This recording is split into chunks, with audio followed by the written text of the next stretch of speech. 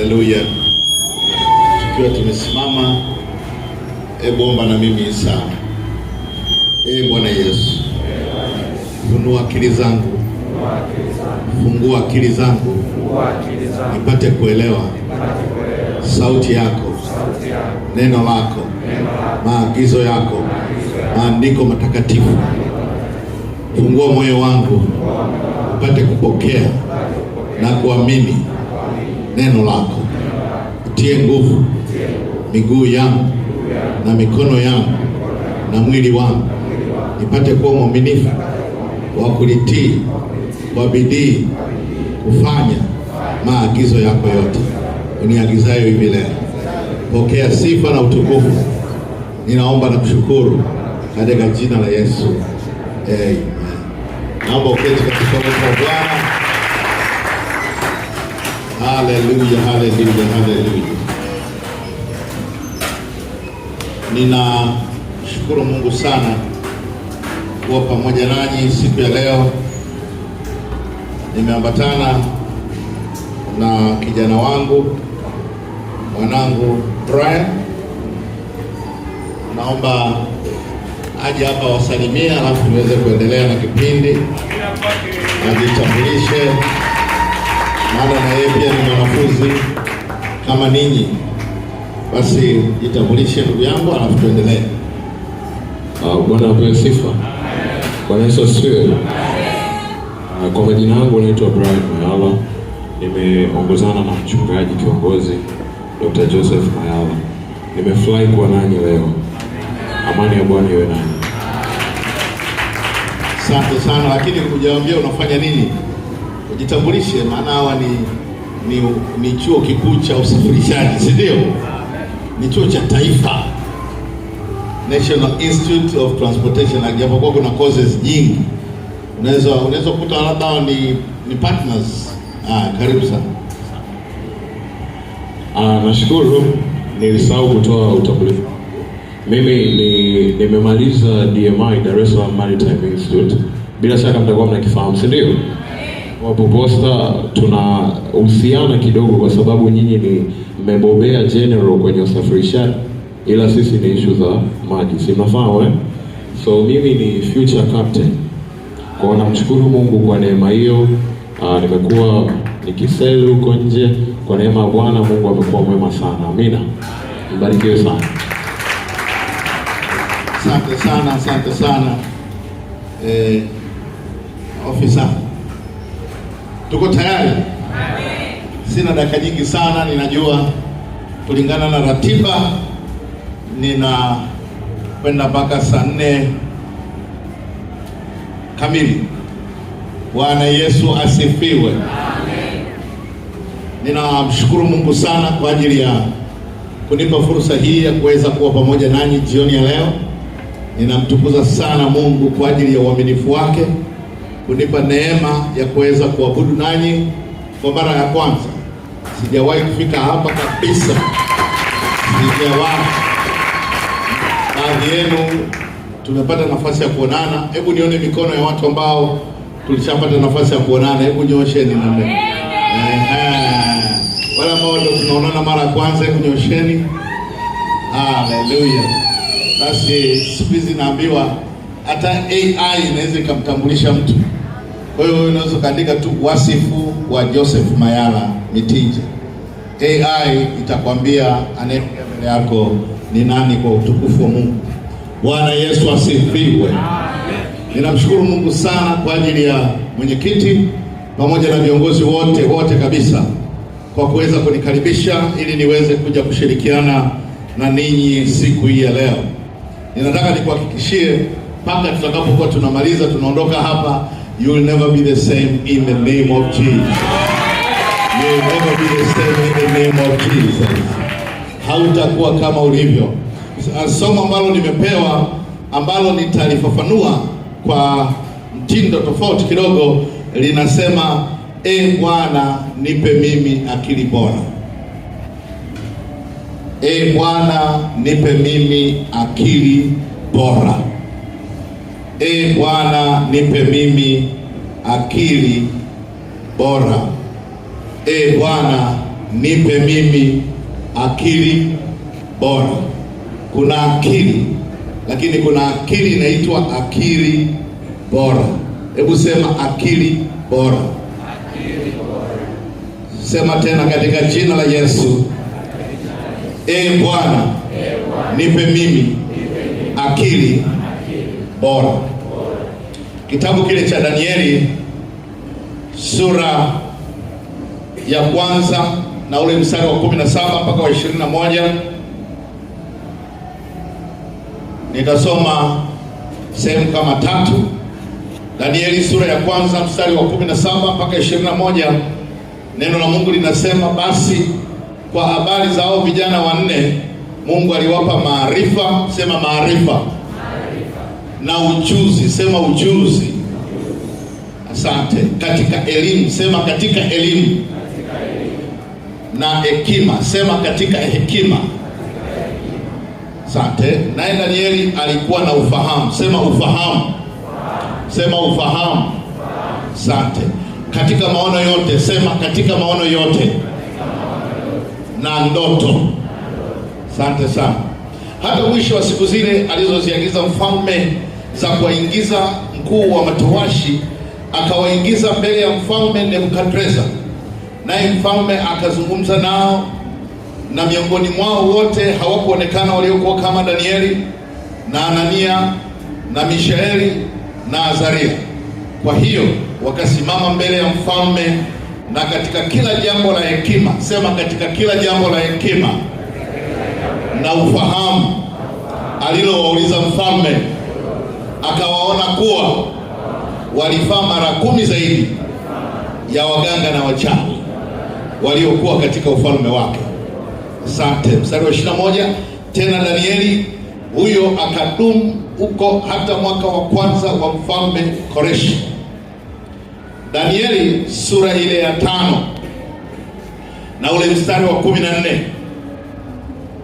Nimesikia habari zako kwamba roho ya miungu imo ndani yako, na kwamba nuru, sema nuru, na ufahamu na akili bora zimeonekana kwako.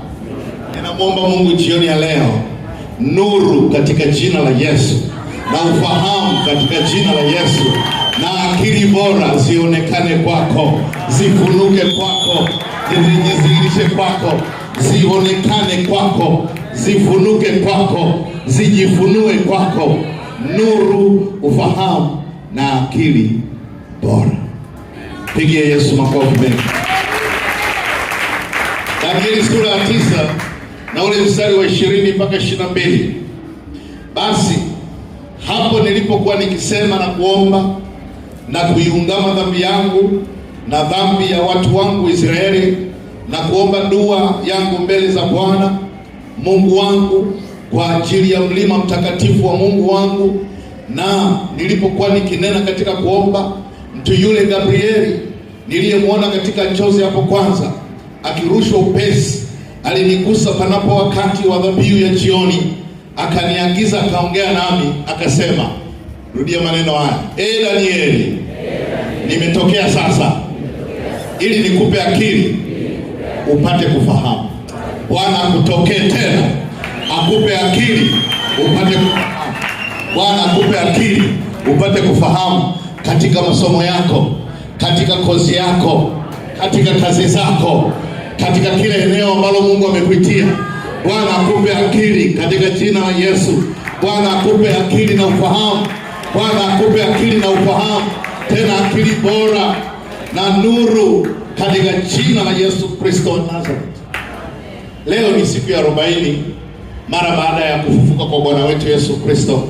Wale mnaofuatilia kalenda ya Kristo, tarehe 24 itakuwa siku ya Pentekoste, zitakuwa zimetimia siku 50. Pente maana yake ni 50.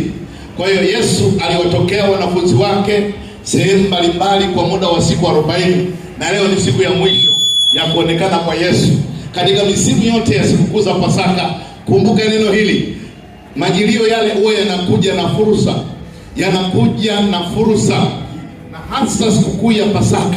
Sikukuu ya Pasaka ni sikukuu ya ukombozi. Sikukuu ya Pasaka ni sikukuu ya kuleta what we call redemptive purpose. kusudi la ukombozi, redemptive purpose, kusudi la ukombozi. Kila mwanadamu ameumbiwa hapa duniani aweze kutekeleza kusudi la ukombozi. Every human being has been created by God to be able to fulfill the mandate of the redemptive purpose on your own generation. When King David was still alive, he served his own generation God's purpose. When he had finished, that's when he slept. Ni hivi, kusudi la ukombozi ni kusudi la Mungu. Kisikia watu wanasema kwamba mimi na maono yangu ni haya, amekwisha anza kujipambanua yeye ni nani na Mungu amemuita duniani kwa ajili ya kitu gani. Nataka nikwambie jioni ya leo na usiku wa leo, ninaomba Mungu akufunulie kusudi la ukombozi alilokuitia katika jina la Yesu. Kwa nini unasoma kozi unayoisoma? Kwa nini unasoma shahada unayoisoma? Kwa nini unasoma cheti unachokisoma? Kwa nini unasoma diploma unayoisoma? It is for one purpose. It is there for the redemptive purpose. We don't just study for the matter of studying. We study with an end in mind. We study with a destiny in mind. Unasoma ili ukijua kwamba ukimaliza kuna kitu unataka kukitekeleza kwa kupitia hayo maarifa uliyoyapata kwa miaka mitatu au kwa miaka kadhaa. Yale maarifa yako kwa ajili ya kutekeleza kusudi la ukombozi. You were born for a purpose. That purpose is called the redemptive purpose. Na hilo kusudi la Mungu huwa linadhihirika pale ambapo mtu anakuwa anamjua Mungu ni nani katika maisha yake. Na tunapoadhimisha sikukuu ya Pasaka, maana yake huwa tunakumbuka ukombozi. Mahali ambapo tulinunuliwa, mahali ambapo Yesu alisema tetelestai, imekwisha, it is finished. Yesu Kristo akawatokea wanafunzi wake sehemu mbalimbali. Na leo hii nimemwomba Mungu akutokee katika hiki kipindi kifupi kabla hajapaa kwenda mbinguni. Matendo ya Mitume ile sura ya kwanza. Matendo ya Mitume sura ile ya kwanza mstari wa kwanza mpaka wa 3. Matendo ya Mitume sura ya kwanza na ule mstari wa kwanza mpaka wa 3. Matendo ya Mitume sura ya kwanza na ule mstari wa kwanza mpaka wa 3. Neno la Mungu linasema, kitabu kile cha kwanza nalikiandika Teofilo, katika habari ya mambo yale aliyoanza Yesu kufanya na kufundisha, hata siku ile alipochukuliwa juu, alipokuwa amekwisha kuwaagiza kwa Roho Mtakatifu wale mitume aliowachagua, wale aliowadhihirishia nafsi yake. Sema kudhihirishiwa nafsi ya Yesu. Ninamwomba Yesu aidhihirishe nafsi yako kwenye maisha yako katika jina la Yesu. Ajidhihirishe kwako, aonekane kwako katika jina la Yesu Kristo. Anasema wale aliowadhihirishia nafsi yake kwa dalili nyingi baada ya kuteswa kwake, ya kwamba yu hai, akiwatokea muda wa siku 40. Sema siku 40. Asante. Na kuyanena mambo yaliyohusu ufalme wa mbinguni. Na unaposoma hizi habari lazima uelewe kwamba kuna kitu ambacho Yesu alikuwa anakifanya. Kwa nini anawatokea hawa watu? Kitabu kile cha waraka wa kwanza wa Korinto sura ya 15 na ule mstari wa kwanza mpaka wa 6. Waraka wa kwanza kwa Wakorinto sura ya 15 na ule mstari wa kwanza mpaka wa 6. Waraka wa Paulo mtume kwa Wakorinto ule wa kwanza sura ya 15 mstari wa kwanza mpaka wa 6. Basi ndugu zangu, na waarifu ile injili niliyowahubiri, ambayo ndiyo mlioipokea, na katika hiyo mnasimama, na kwa hiyo mnaokolewa, ikiwa mnayashika sana maneno niliyowahubiri, isipokuwa mniamini bure. Kwa maana naliwatolea ninyi hapo mwanzo yale niliyoyapokea mimi mwenyewe, ya kuwa Kristo alikufa kwa ajili ya dhambi zetu, kama yanenavyo maandiko, na ya kuwa alizikwa, na ya kuwa alifufuka siku ya tatu, kama yanenavyo maandiko, na ya kuwa alimtokea Kefa, yani Petro, Simon Petro, tena na wale thenashara. Baadaye aliwatokea ndugu zaidi ya 500 pamoja. Katika hao wengi wanaishi hata sasa, ila baadhi yao wamelala. Bwana Yesu asifiwe. Watu 500 waliwatokea. Sisi we are less than 500 here. Na nataka niwahakikishie leo hii, mwambie Yesu akutokee. Hebu omba na mimi sala. Bwana Yesu, naomba ujidhihirishe kwangu. Naomba unitokee siku ya leo, ikiwa ni siku ya 40 ya majilio ya Pasaka. ya kuelekea sikukuu ya Pentekoste. Uliwatokea wanafunzi wako katika siku 40 zaidi ya 500, na mimi naomba unitokee katika maisha yangu, katika masomo yangu, katika jina lako Yesu. Ninaomba na kushukuru. Amen. Pigie Yesu makofi mengi.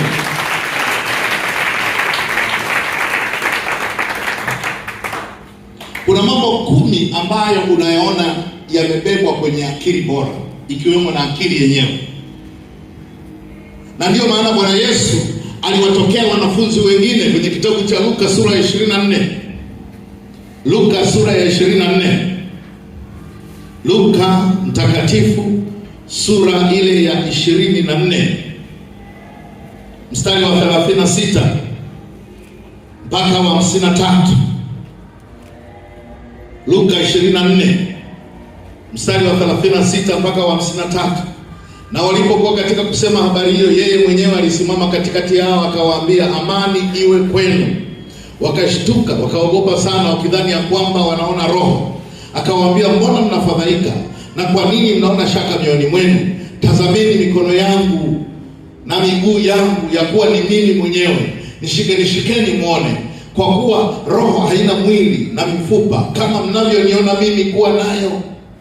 Na baada ya kusema hayo, aliwaonyesha mikono yake na miguu yake. Basi walipokuwa hawajaamini, kwa furaha huku wakistaajabu, aliwaambia, mna chakula chochote hapa? Mstari wa 42. Wakampa kipande cha samaki wa kuokwa, akakitwaa akala mbele yao.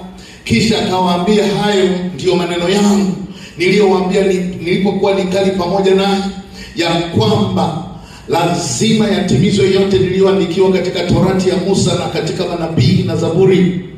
Ndipo akawafunulia akili zao wapate kuelewa na maandiko.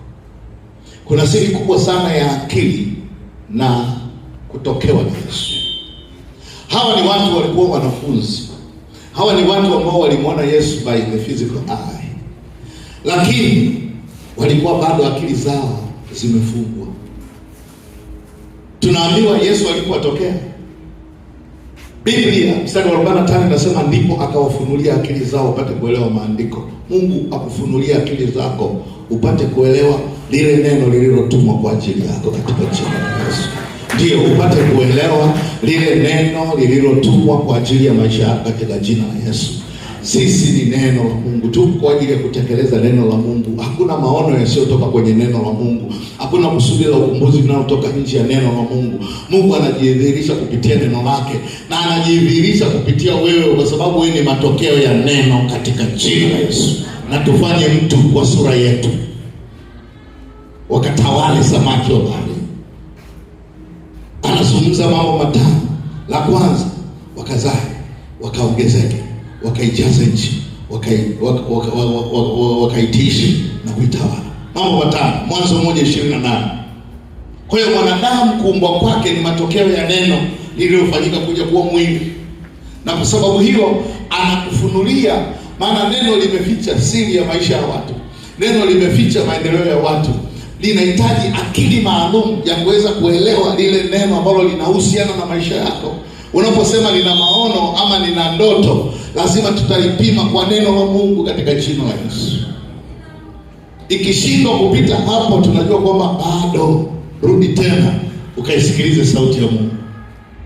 Samueli anaitwa mara ya kwanza, anamfuata Eli, anamwambia, baba umeniita. Anamwambia, sijakuita bwana. Mara ya pili, baada ya kusema akikuita, sema mimi hapa, sema nami. Ninamwomba Mungu usiku wa leo aseme na wewe kitu katika jina la Yesu. Kwa hiyo akili ina mambo mengi. Nataka nitaje haya mambo machache 9 mpaka 10 kwa utukufu wa Mungu katika jina la Yesu. Sema tena, Bwana, nipe mimi akili bora. Nipe mimi akili bora. Na kwa unaangalia sasa kozi gani unasoma. Kwa hiyo utakapokuwa unasoma wewe, utakapokuwa unakumbuka hili somo, na utakapokuwa unaomba huku unataja kozi unayoisoma. Bwana Yesu asifiwe. Sikiliza, akili ina tabia ajabu sana. Ndio maana leo tuna kitu kinaitwa akili mnemba. Ndio maana leo sijajitambulisha, nimemwambia akili mnemba muulizeni. Iulizeni artificial intelligence. Andika tu wasifu wa Joseph Mayala Mitiji. Itakwambia kwamba mimi ni nani. Kwa sababu ni matokeo ya maisha niliyoishi hapa duniani. Baadhi yake dunia imeandika. Kumbukumbu zipo zinaweza zikasoma. Bwana Yesu asifiwe. Jina la Bwana litukuzwe. Nina vijana wengine watatu ukiacha Brian.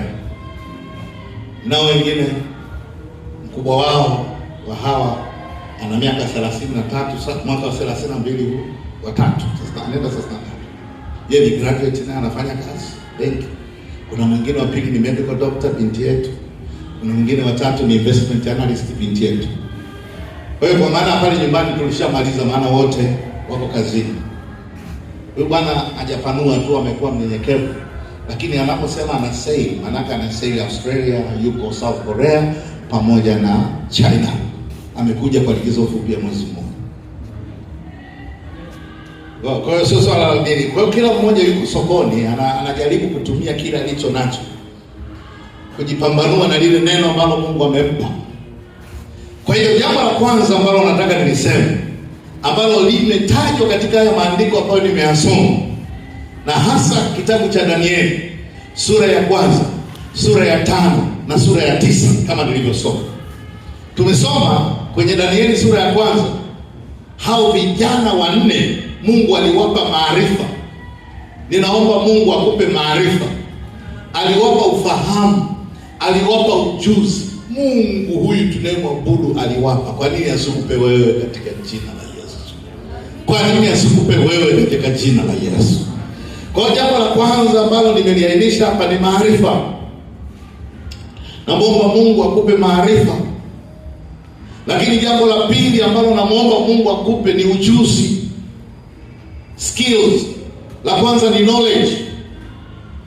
May the Lord give you knowledge. May the Lord grant you knowledge. But the second thing is that may the Lord give you skills. Mungu akupe ujuzi. Na kitu cha tatu akupe elimu. Na kitu cha 4 akupe hekima. Cha 5 akupe ufahamu. Cha 6 akupe maono. Cha 7 akupe ndoto. Kuna tofauti kati ya maono na ndoto. Bwana Yesu asifiwe. Ndio maana unaposoma Yoeli 2 mstari wa 28. Hebu tusome Yoeli 2 mstari wa 28 mpaka 32. Tasoma pale mstari michache, lakini hiyo iandike kwa ajili ya kumbukumbu. Kitabu cha Yoeli. Jesus my Lord, you are worthy to be praised. Joel chapter 2. Yoeli sura ya 2 na kuanzia ule mstari wa 28 anasema, hata itakuwa baada ya hayo ya kwamba nitamimina roho yangu juu ya wote wenye mwili, na wana wenu waume kwa wake watatabiri, wazee wenu wataota ndoto, na vijana wenu wataona maono. Kuna tofauti ya kuota ndoto na kuwa na maono, lazima uelewe, na nitakuelezea kwa kifupi. Anasema vijana wataota, wazee wataota ndoto, na vijana wenu wataona maono. Na hili neno lilikuja kutimia siku ya Pentekoste. Petro anasimama anasema, neno hili limetimia kwenu leo, lilo neno la nabii Yoeli. Kwa hiyo siku ya 50 ambayo itaanza tarehe 24, wengine wanaanza kuiadhimisha, wameanza tangu tarehe 15 ili igonge siku ya 50. Wengine wataadhimisha kuanzia tarehe 24 mpaka tarehe 31 Mei. Lilikuwa ni hili neno la nabii Yoeli ndio lilitimia katika sikukuu ya Pentekoste. Matendo sura ya 2. Get prepared for that revival in the name of Jesus. Jiandae kwa ajili ya huo uamsho katika jina la Yesu. Jiandae, something is happening. Dunia imekwisha maliza robo karne.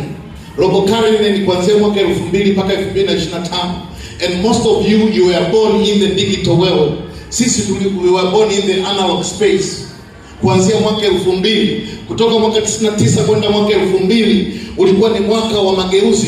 Dunia ilikuwa inahama kwenye analog system kuingia kwenye digital system, na dunia ilikuwa ilikuwepo. I was in Addis on that day, tarehe 31 December 1999, Ethiopia.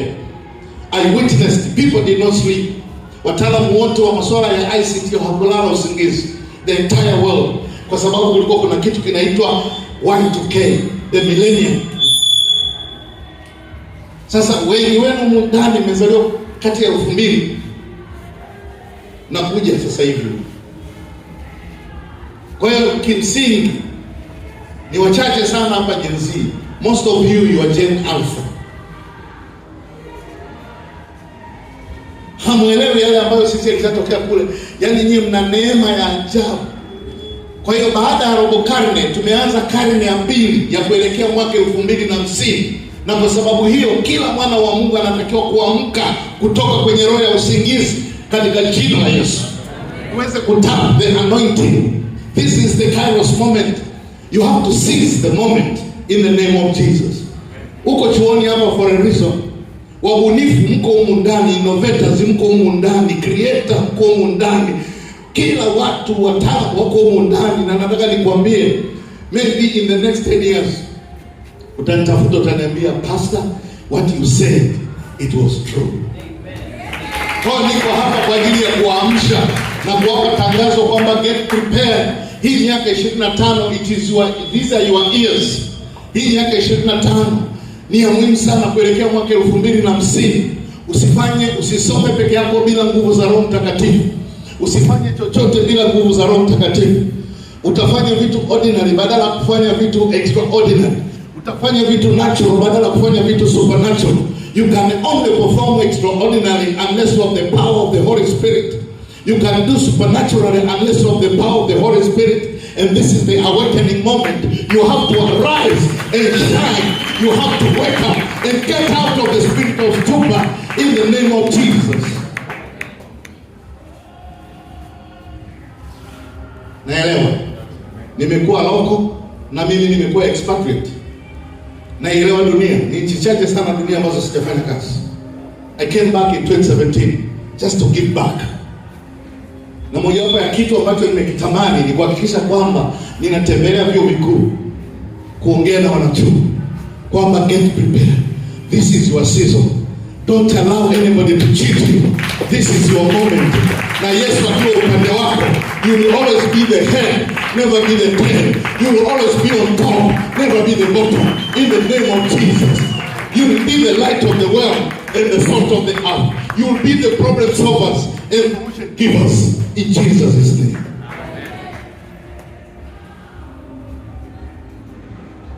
Kwa hiyo unahitaji hivi vitu 10 vya muhimu sana. Nilikuwa nimefika cha ngapi? Cha 7. Ndoto. Lakini cha 8 nuru. Unatakiwa kujua kwamba wewe ni nuru. Wewe ni nuru. Nuru maana yake ni maendeleo. Nuru maana yake ni ustawi. Nuru maana yake ni mafanikio. Don't target to fail, target to conquer in the name of Jesus. Begin to affirm yourself. Usisubiri watu wakwambie kwamba wewe ni intelligent. Anza kujiambia mwenyewe tangu asubuhi. I'm intelligent in the name of Jesus. I'm the head in the name of Jesus. I'm on top in the name of Jesus. Mtu akitokea kukwambia wewe uweze kumwambia shindwa kwa jina la Yesu. I'm more than a conqueror in Jesus' name. Begin to confess things which will happen tomorrow by faith. Don't allow any mediocre ideas. You are so special in the presence of God. Kitu cha 9 ni akili. Akili yenyewe kama akili. Dumu katika kumwomba Mungu akuongezee akili. Akili iko akili ya kuingia darasani na kumsikiliza mwalimu. Hiyo ni akili moja wapo. Iko akili ya kujiandaa kwa ajili ya mtihani. 3, ipo akili ya kuingia kwenye chumba cha. Ndio maana kuna mtu ambaye unaweza kukuta ana akili, anaweza hata wafundisha wenzake wakati wa kufanya reviews, lakini anaingia kwenye mtihani anapata marks za chini kuliko yule aliyemfundisha. Kwa sababu yule ambaye amefundishwa anakuwa na mashaka na kufaulu. Kwa hiyo anakuwa anasoma kwa bidii ili aweze kufaulu mitihani. Lakini huyu mwingine ana relax, kwa sababu anayo akili ya kumsikiliza mwalimu akamwelewa, anayo akili ya kufanya reviews na akawasaidia wenzake, lakini hana akili ya kuingia kwenye mtihani na kufaulu. Kwa nini? Kwa sababu ana kitu kinaitwa overconfidence. Lazima muombe Mungu, nipe akili kwa ajili ya kumsikiliza sasa mwalimu anapofundisha, nipe akili ya kunisaidia wakati wa kufanya revision, nipe akili ya kufaulu huu mtihani. Na unapoomba akili, usiombe akili ya jumla.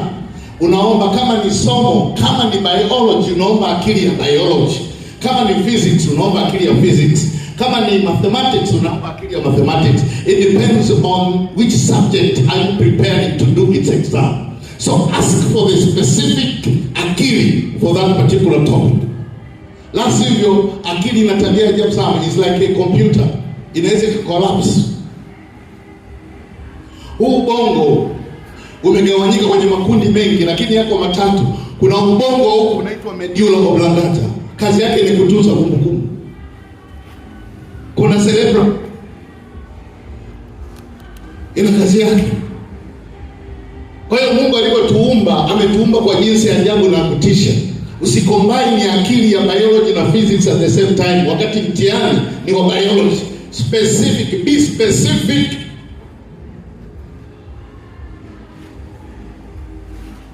Unasoma kwa ziada. Mojawapo ya masomo unayosoma mwaka huu, nitajie masomo mawili. Mathematics na nini? Computer. Na computer.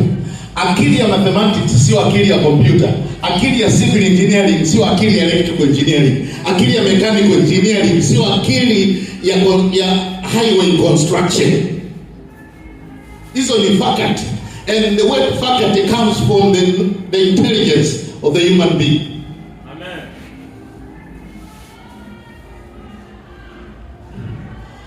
Cha 10, Roho Mtakatifu. Sema Roho Mtakatifu ama Roho Mungu.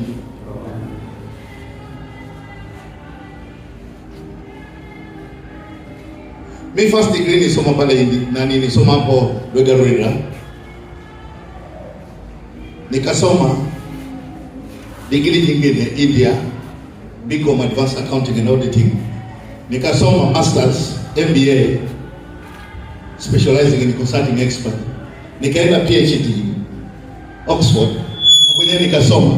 Kwa hiyo nimepita kwenye mitaa ya elimu, so I know what I'm talking about. So there's nothing unaweza kandanganya. I have been there. So what I'm trying to do is to remind, to tell you baadhi ya vitu ambavyo I wish someone could have come na akanielezea hivi vitu wakati nasoma chuo, unaanza kuingia tu degree au cheti.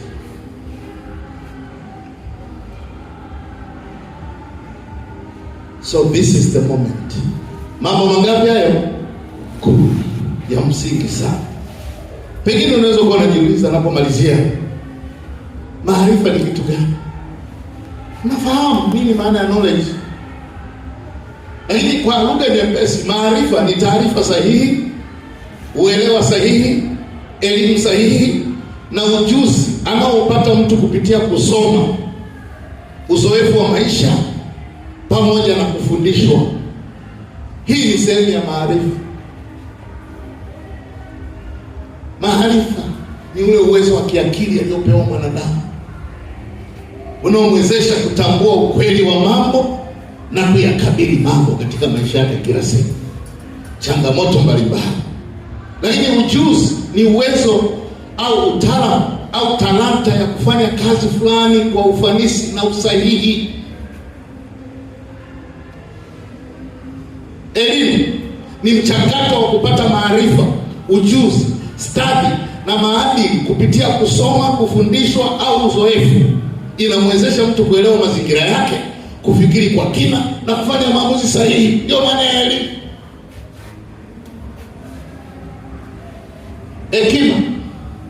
Hekima ni uwezo wa kutumia maarifa, ufahamu na uzoefu ulioupata kwa kufanya maamuzi sahihi na kuchukua hatua zinazofaa. Niliongea na TIA. Tanzania Institute of Accountants. Ngambia kwamba bwana vyeti haisaidii. Mimi nimesoma nao, tumesoma nao. Lakini unamkuta mtu ile elimu haimsaidii, inazidi kumfanya kuwa mjinga zaidi. Kwa nini? Hana uwezo wa kutafsiri elimu into actionable items. He or she cannot translate. Unakuwa na mavyeti kibao, lakini hayakusaidii, hayakupi ustawi, hayakupi wala ufanisi wowote, hakuna kitu. Ndio maana lazima usome ukiwa unajua hii elimu na kwenda kuitumia kwa ajili ya nini. Na usisome ili kusubiri kuajiriwa. Soma ili ukaajiri watu. Hata kama ukiingia kwenye soko la ajira na wewe umeajiri.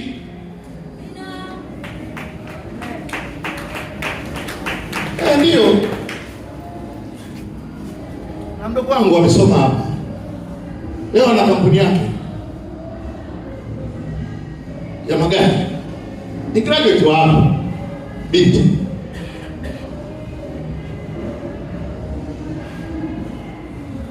Sasa alipomaliza hizi za kukimbizana hizi za kwenye mafolder hazifikani mahali. Ingia kwenye soko ukiwa na confidence ya kwamba kitu ninachokiuza kwenye soko la ajira hata mimi mwenyewe naweza nikakisababisha niwauzie watu wengine. You cannot buy something, you cannot sell something which you cannot buy it yourself. Yaani huwezi kuuza bidhaa ambayo wewe mwenyewe ukiuziwa huwezi kuinunua. Ndio maana unahitaji wisdom. Ufahamu ni uwezo wa akili wa kuelewa, kutambua au kufanya jambo kwa usahihi na kuweza kulielezea kwa upya. Hapo ndipo kwenye ubunifu. Lakini pia maono ni picha ya ndani au uwezo wa akili, wa kiakili ambao mtu anaweza kaona mbele. Maono ni uwezo wa kuona, is the ability to see vision, is the ability to see things which will happen in 2050 now. And you begin to put a plan. Namna gani utaweza kufikia hiyo mwaka. So kwa mfano sasa nimewaambia kwamba nyinyi mna neema. Sasa hivi changamkieni fursa.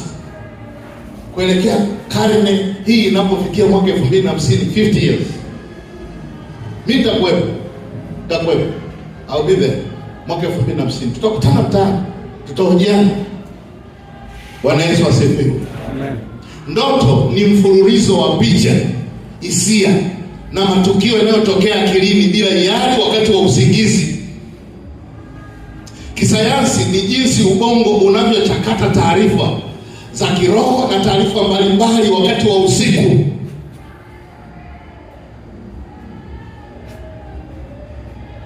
Sisi tumetiwa nuru. Na Yesu akasema ninyi ni nuru ya ulimwengu. Tuwe nuru. Pelekeni maendeleo. Pelekeni ustawi. Pelekeni mafanikio. Na Yesu Kristo akiwa ndani yako na wewe ukiwa ndani yake utazaa sana. Isaya 11 napomalizia.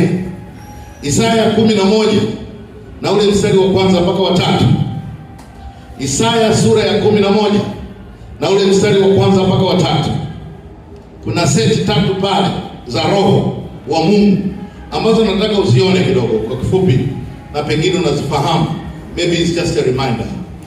Anasema basi litatoka chipukizi katika shina la Yese, na tawi litakalotoka katika mizizi yake litazaa matunda, na roho ya Bwana atakaa juu yake, roho ya hekima na ufahamu. Ninakuombea Mungu akupe roho ya hekima na ufahamu katika jina la Yesu.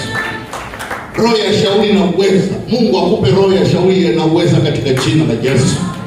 Roho ya maarifa na ya kumcha Bwana. Mungu akupe roho ya maarifa na ya kumcha yeye katika jina la Yesu Kristo. Naomba usimame kwa miguu yako. Rebo haso vipiti hanga manatoro usende mekotiko makonda reba. Jesus Christ. Usiku wa leo, sema usiku wa leo, Bwana jidhihirishe katika maisha yangu, katika maono na katika ndoto. Bwana jidhihirishe, nitokee, unijulishe umeniumba kwa ajili ya kusudi lipi. Nijulishe kusudi lako katika maisha yangu. Bwana, ulimjulisha Daudi akalitumikia shauri lako katika kizazi chake, ndipo alipolala. Na mimi natamani kulitumikia shauri lako katika kizazi changu, tangu sasa na hata milele, katika jina la Yesu. Hebu mshukuru Mungu kwa dakika moja, katika jina la Yesu Kristo. Shukuru Mungu tu kwa lugha ambayo unaweza ukashukuru. Shukuru tu Bwana, mwambie Mungu tu asante. Mpe sifa na utukufu kwa matendo yake makuu. Mwambie Bwana shukuru tu, mwambie asante kwa kunijalia Roho wako Mtakatifu. Shukuru Bwana kwa ajili ya roho ya maarifa, roho ya ujuzi, roho ya elimu, roho ya hekima, roho ya ufahamu, roho ya maono, roho ya ndoto, roho ya nuru, roho ya akili na Roho Mtakatifu. Mwambie Mungu asante. Mpe Bwana shukrani katika jina la Yesu, katika jina la Yesu.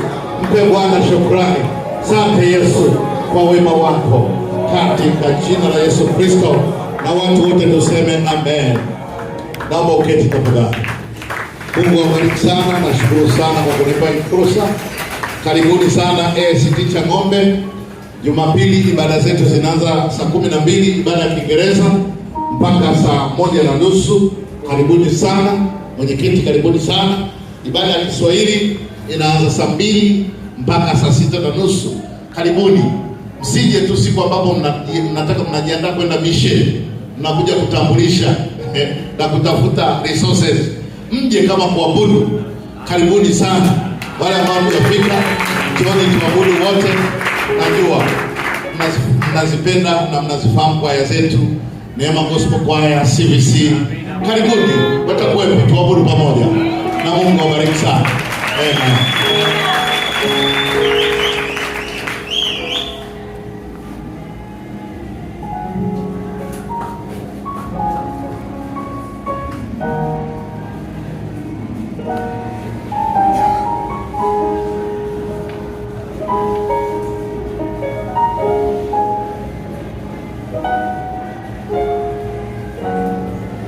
Bwana Yesu asifiwe. Wale tuliopokea neema siku ya leo, naamini sana, tunaamini kila mmoja hujatoka ulivyoingia. Bwana Yesu asifiwe sana. Naamini hujatoka kama ulivyoingia. Wengine tumerudi biology kule, tumerudi kama ulisahau ubongo wa nyuma na kazi gani. Naamini neema ya Mungu imekukumbuka. Bwana Yesu asifiwe sana. Bwana Yesu asifiwe sana. Basi ni wakati mzuri kabisa kwa ajili ya wale wenye sadaka za shukrani, fungu la 10. Kama una sadaka hiyo, basi nitaomba tutasogea mbele. Bwana Yesu asifiwe sana. Bwana Yesu asifiwe sana. Basi karibu kwa wimbo. Zaeni matunda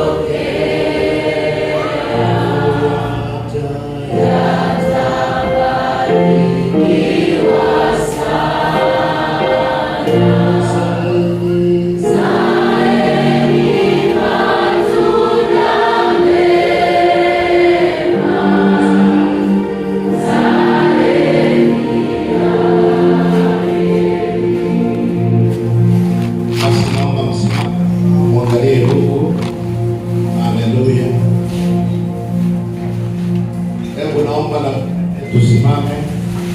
Sijajua kama kuna mtoa sadaka. Toa sadaka huko mtoto. Nataka kuombea sadaka pia. Ili niunganishe vyote. Okay. Okay. Hilo kapu ni kwa ajili ya nini? Niweka sadaka. Amen.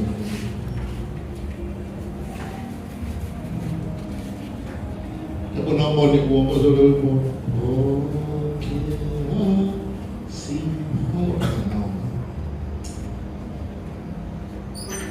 Baba, katika jina la jina la Yesu Kristo mwana wa Mungu aliye hai. Nakushukuru Bwana kwa ajili ya watoto wako mbele yako, kiwa na matoleo yao ya shukrani zikiwemo zaka katika jina la Yesu Kristo. Wameachilia